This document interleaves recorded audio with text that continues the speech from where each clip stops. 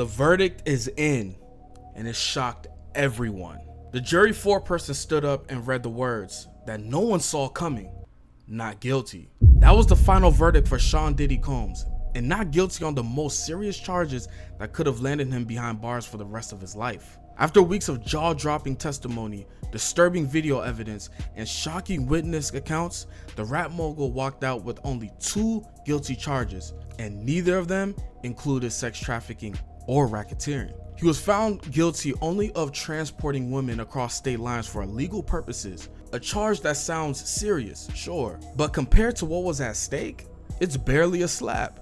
So how did it happen? How did a man accused of running a criminal enterprise based on violence, manipulation, and fear, with witnesses lining up to testify against him, walk away with some are called the deal of the decade? Today, we're breaking down the entire case, the evidence, the verdict, the public reaction, and what might still be coming for Diddy, because the story is far from over.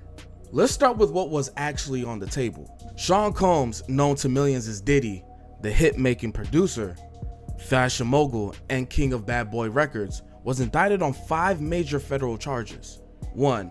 Racketeering and conspiracy, also known as the RICO, the top charge that alleged Diddy ran an entire criminal enterprise. 2. Sex trafficking, for allegedly coercing and transporting his former girlfriend Cassie Ventura across state lines. 3. Transportation to engage in prostitution, also involving Cassie. 4. Sex trafficking involving another woman, known only as Jane. And 5. Transportation to engage in prostitution, again involving Jane. All of this stemmed from accusations that Diddy had used his money, fame, and influence to build a secret life behind the scenes, one filled with power plays, surveillance, violence, and coercion. According to prosecutors, he wasn't just a celebrity behaving badly, he was a predator, a puppet master, who manipulated women into drug-fueled sex parties, allegedly filmed them, threatened them, and controlled them.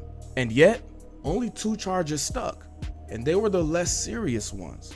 The biggest weapon in the prosecution's arsenal was the RICO charge. That's not just some fancy legal term. It's one of the most powerful tools that the federal government uses to take down organized crime. Think drug lords like El Chapo, or mob bosses like John Gotti, or, human trafficking rings. RICO is short for Racketeer Influence and Corrupt Organizations Act. To convict someone under RICO, prosecutors have to prove 2 big things. 1, there was a criminal enterprise, an organization running illegal activity, and 2, the defendant played a central role in the operation by committing predicate crimes like kidnapping, extortion, or fraud.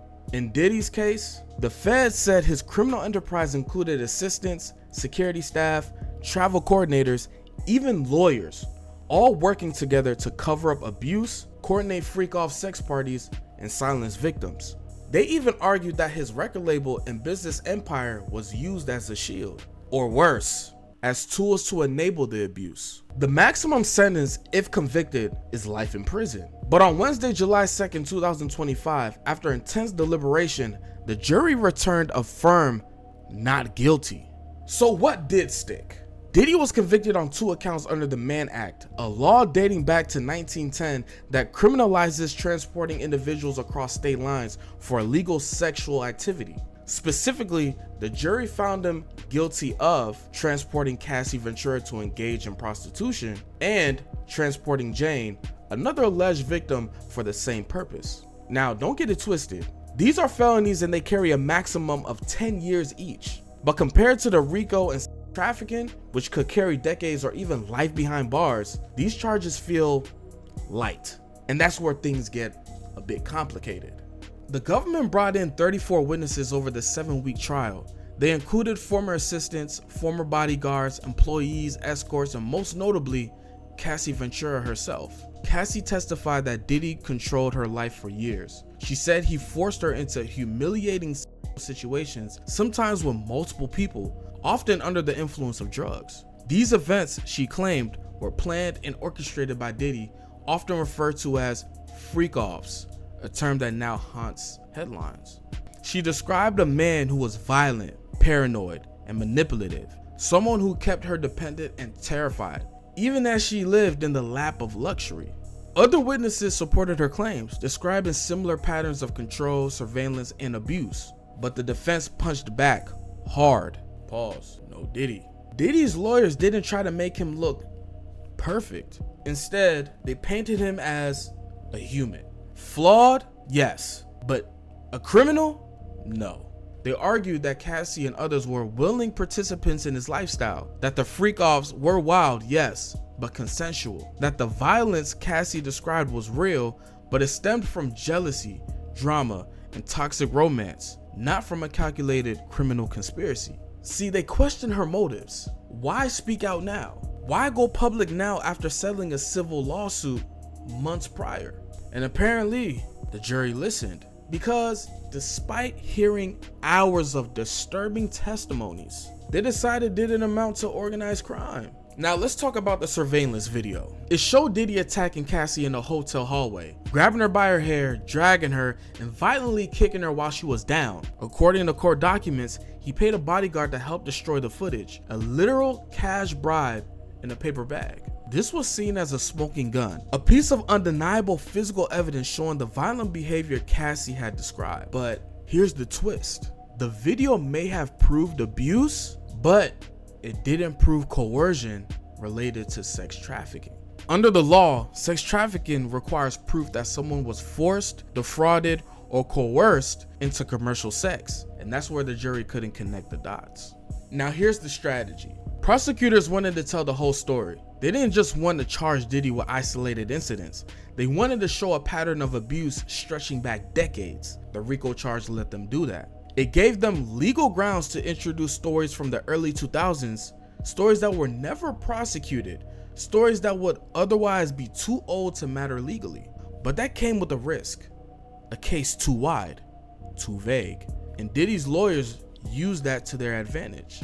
They said, what is this case really about? Sex, power, consent, a toxic ex, or a criminal conspiracy? That confusion worked. And in a federal courtroom, confusion equals reasonable doubt. It wasn't a quick decision. At one point, the jury told the judge they were deadlocked, specifically on the racketeering charge. They used the word unpersuadable, which hinted at deep division inside that jury room. The judge issued what's known as an Allen charge, a formal instruction telling the jurors to go back and try again, without giving in to pressure or abandoning their convictions. Eventually, they reached agreement, and that agreement was not guilty. When the final verdict hit the news, the internet exploded. Twitter, TikTok, Reddit, all flooded with reactions. Some people celebrated, others were outraged. Some users posted the hotel video on loop asking, how is this not enough? Commenters and legal experts weighed in. Many said the justice system isn't built to handle celebrities' abuse cases like this, where power, fame, NDAs, and influence can distort reality. One tweet summed it up the best. Diddy might have won in court, but he lost in public. So where does this leave Diddy? Brother Love, the diddler, Puff Daddy. He's been convicted, but on charges that carry a maximum of 10 years. And experts say he might serve far less, especially with time already served. Some speculate he could walk out free after sentencing, but the story's not over. Cassie could still pursue civil damages, and other alleged victims may now step forward, and investigators in other states or even the IRS may begin digging deeper. Because when this much smoke surrounds someone for this long, it's only a matter of time until the next fire starts. So, my final thoughts: Sean Puff Daddy Combs, aka Diddy, aka the Diddler, or Brother Love, was found not guilty on all charges that could have easily erased his whole empire. But the allegations, the evidence, and the bruised reputation, they don't disappear with a verdict. For some, Diddy beat the system. For others, the system failed the victims. But no matter where you stand, one thing is very clear. The truth about Diddy is still unraveling. And whatever is coming next might be even darker than what we've ever seen.